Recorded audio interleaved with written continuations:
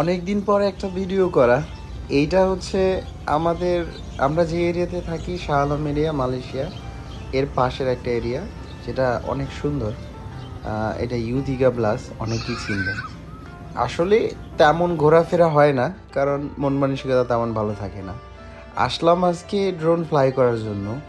দেখুন, আমরা 4 জন আছি এই পার্কে। নিচে থেকে আমরা অতটা সৌন্দর্য বুঝতে পারি না, বাট যখনই ড্রোন ফ্লাই করি উপর থেকে নিচের যে ডেকোরেশনটা একদম ক্লিয়ারলি বুঝতে পারি। একটু দেখুন যে মানে এই ড্রোন ফ্লাই না করলে আসলে এই সৌন্দর্যটা আজকে উপভোগ করতে পারতাম না। সুন্দর, আসলেই সুন্দর, উপর থেকে দেখতে অনেক সুন্দর।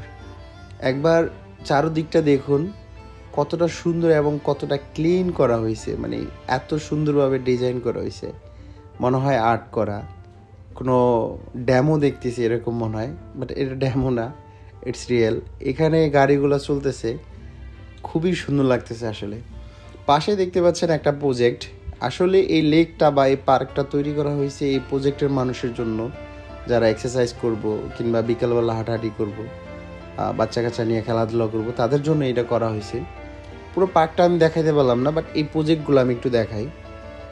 এই প্রজেক্টগুলো হচ্ছে এরকম যে একই ডিজাইনের, একই কালার, একই সিস্টেমে প্রজেক্ট করা, মানে রাস্তা করা। যেই সিস্টেমটা করা হয়েছে আমার কাছে বেশ ভালো লাগছে আসলে।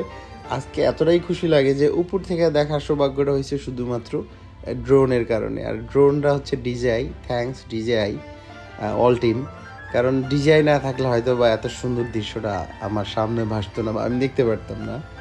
যাই হোক, কার কাছে কেমন লাগছে আমি জানি না।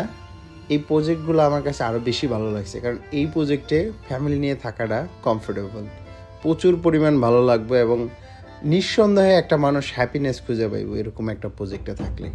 যাই হোক, আজকের ভিডিও এই পর্যন্তই শেষ। সবাই ভালো থাকবেন, সুস্থ থাকবেন, আল্লাহ হাফেজ।